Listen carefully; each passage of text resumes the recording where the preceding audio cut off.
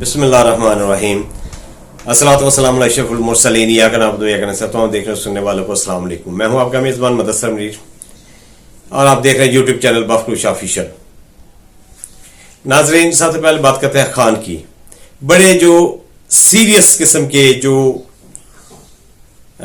حلقے ہیں ان میں بڑی سیریس طور پہ یہ بات چل رہی ہے کہ خان کو منتقل کیا جائے جیل سے بنی گالا میں، ہاؤس ریسٹ اسے کیا جائے، کیونکہ ان کے اوپر بہت زیادہ پریشر ہے اور خان ابھی ڈٹا ہوا ہے، اسے اس چیز کی کوئی پرواہ نہیں.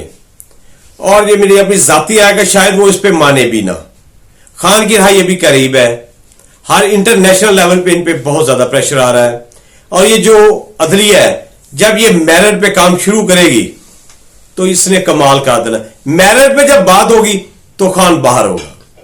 اور یہ جو حکومت اتنا بڑا انہوں نے ایک سٹیج سجایا، پورا ڈرامہ کیا، پورا پروپیگنڈا کیا، انہوں نے لوگوں کو اٹھایا، پاکستانی جو وسائل حکومتی وسائل وہ استعمال کیے، بے تحاشا خرچہ کیا اور لوگوں کی عزتوں کو نیلام کر دیا، ان کی ماؤں کو، بہنوں کو، بیٹیوں کو، بیویوں کو، ان کی عزتوں کو پامال کر دیا. اور ہسٹری میں پہلی دفعہ ایسے ہوا ہے کہ جو حکومت ہے اس نے اتنا ظلم اور بربریت کی ہو. یہ جو سب کچھ ہوا ہے اور وہ لوگ جو بکے ہیں 5 ارب تک ان کو آفر دی گئی ہے. اور یہ کیسا انصاف، کیسی. اور خان پہ الزام لگا رہے ہیں 6 کروڑ کا.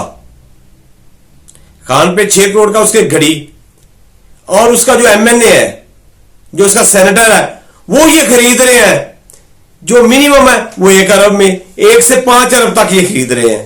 کیسا بھونڈا مساق ہے. اور یہ جو بکے ہیں ان کا کیا بنے گا؟ ابھی یہ جو سینیریو بن رہا ہے پاکستان میں، پاکستانی عدلیہ کا، اور پاکستانی آرمی اسے سپورٹ کر رہی ہے، یہ میں آگے چل کے آپ کو بتاتا ہوں. اور میں یہ ثابت کروں گا کہ پاکستانی آرمی عدلیہ کے ساتھ ہے اور پاکستان کی بہتری کے لیے اپنا کردار ادا کرنے کے لیے بالکل آرمی جو ہے وہ تیار ہے. یہ جو پروپیگنڈا کرتے ہیں آرمی کے بارے میں، یہ غلط کرتے ہیں، یہ بکواس کرتے ہیں. ان پہ جو آ رہا ہے، ان میں ان پہ جو پریشر آ رہا ہے گورنمنٹ پہ، اس میں تقریباً 20 برطانوی پارلیمنٹیرینز نے برطانیہ کے سیکرٹری خارجہ ڈیوڈ لیمی کو ایک خط لکھا ہے جس میں ان سے مطالبہ کیا گیا کہ وہ پاکستانی حکومت سے مسٹر خان کی اڈیلا جیل میں محفوظ رہائی کے لیے نمائندگی کریں. مسٹر خان کو فوری طور پر مقدمے سے پہلے کی نظر بندی سے رہا کیا جانا چاہیے. ایک ملک کے طور پر ہمارا فرض ہے کہ ہم ہر جگہ انسانی حقوق، جمہوریت اور بین الاقوامی قانون کے لیے کھڑے ہوں. یہ بڑی زبردست ایک مووی ہوئی ہے. عمران خان پاکستان کے واحد آدمی ہے، شدید زخمی ہو کر بیرون ملک کبھی علاج کے لیے نہیں گئے. عمران واحد آدمی ہے، بیرون ملک میں کوئی جائیداد نہیں ہے.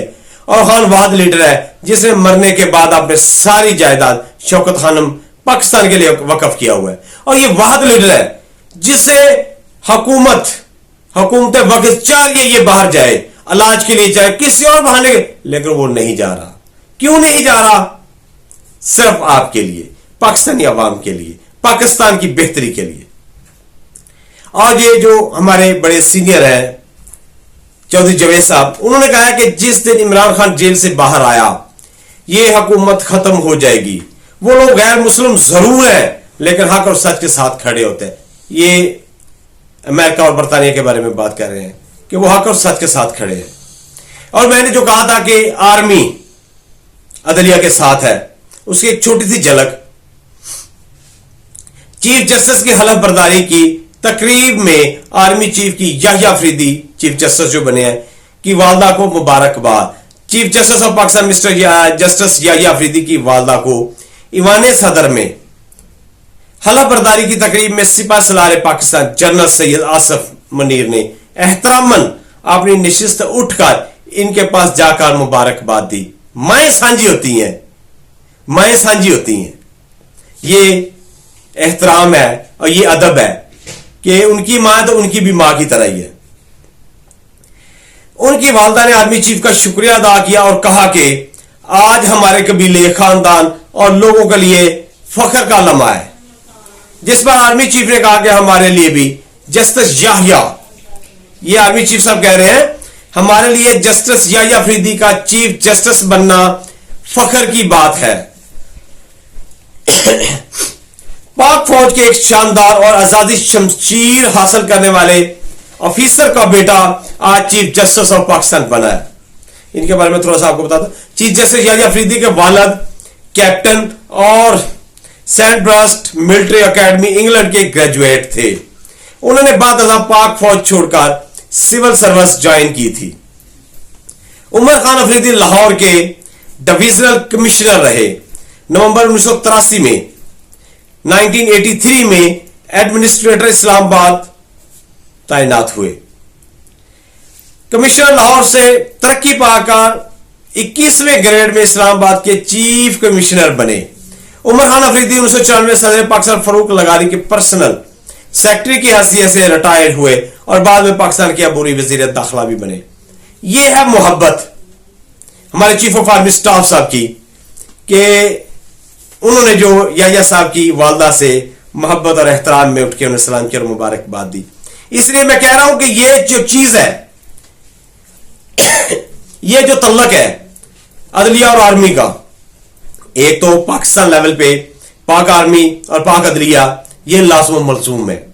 پاکستان کی بہتری کے لیے دونوں ہی کردار ادا کرتے ہیں، کرتے رہیں گے اور ہمیشہ ہی اکٹھے رہیں گے۔ اور لیکن ان کا جو آپس کا جو تعلق ہے وہ ایک یہ نئی چیز میں نے آپ کو بتائی ہے۔ حبیب اکرم صاحب بڑے ہمارے ایک اچھے تجزیہ نگار ہیں، وہ کہہ رہے ہیں کہ ایک بات سمجھ لیں، اڈیالہ جیل کے اوپر سے اڑتے کسی کوے یا چڑیا نے بھی کہہ دیا کہ عمران خان احتجاج کی کال دے رہے ہیں، تو کسی میں اتنی جرت نہیں کہ وہ کال کا ٹائم اگر خان صاحب نے 6 بجے کہا 7 بجے کر لے، کیونکہ ورکرز کا دباؤ اتنا زیادہ ہے۔ ورکرز ان کی دلوں کی دھڑکن ہے خان، ورکرز اس کے بغیر نہیں رہ سکتے۔ زلفی بخاری صاحب ایک اور ببر شیر، ایک اور کپتان کا جیلا، ایک اور کپتان کا سپاہی، وہ جو زلفی بخاری جو ہے وہ خان کا چلتا پھرتا دفتر خارجہ ہے، جو ایک فوکس کے ساتھ انٹرنیشنل میڈیا برطانوی ممبران پارلیمنٹ کو انگیج کر کے رکھے ہوئے ہے عمران خان کی رہائی کے لیے۔ خان کی رہائی بہت جلد ہوگی، سلمان اکرم راجہ، جو میں 2-3 دن سے کہہ رہا ہوں۔ نئے چیف جسٹس سے تعیناتی کے بعد سپریم کورٹ بار ایسوسیشن کے ہونے والے جو انتخابات ہیں وہ بھی موجودہ صورتحال میں بہت اہمیت اختیار کر گئے ہیں۔ مخصوص نشستوں کے سپریم کورٹ کے فیصلے پر کیسے عمل درآمد ہوگا؟ کل کا فل کورٹ اجلاس بہت اہم ہے۔ یہ جو الیکشن کمشنر ہے ہمارے اسکندر راجہ صاحب، ان کے لیے بڑے مشکلات ہیں، ٹائم آنے والا ہے۔ ان کے سر پہ جس نے ہاتھ رکھا تھا وہ تو انگلینڈ بھاگ گیا ہے، وہ تو ملک ہی چھوڑ کے چلا گیا ہے۔ دونوں کے دونوں 1-3 گھنٹے بعد دیکھیں، خان اپنا نواز شریف صاحب میرے محبوب قائد، میرے سچے اور پیارے لیڈر، تب آئے تھے جب قاضی فائز عیسیٰ پوائنٹ چیف جسٹس بن چکے تھے، اس کے بعد آئے، اور گئے کب ہے؟ جب ان کا آخری دن تھا، وہ جا رہے تھے، اس سے پہلے یہ ایئرپورٹ پہ پہنچ چکے تھے، کیونکہ ان کا آپس میں کوئی تعلق تو ہے نا، وہ آپ مجھ سے بہتر سمجھتے ہیں۔ اور ابھی ان 2 کرداروں کی وجہ سے یہ سپریم اپنا جو الیکشن کمیشن ہے اس پہ بڑا مشکل وقت ہے، کیونکہ قاضی فائز عیسیٰ بھی کہہ چکے، آن دا ریکارڈ ہے، وہ کہہ چکے ہیں کہ الیکشن کمیشن نے ہمارے کیس کی غلط تشریح کی ہے۔ تو اس کا کل بہت اچھی خبریں آ رہی ہیں ناظرین، پی ٹی آئی کے لیے، عوام کے لیے، اور خان اپنی جرت بہادری کے ساتھ ڈٹا ہوا ہے۔ اور آج 27 اکتوبر ہے، افسوس کا دن ہے۔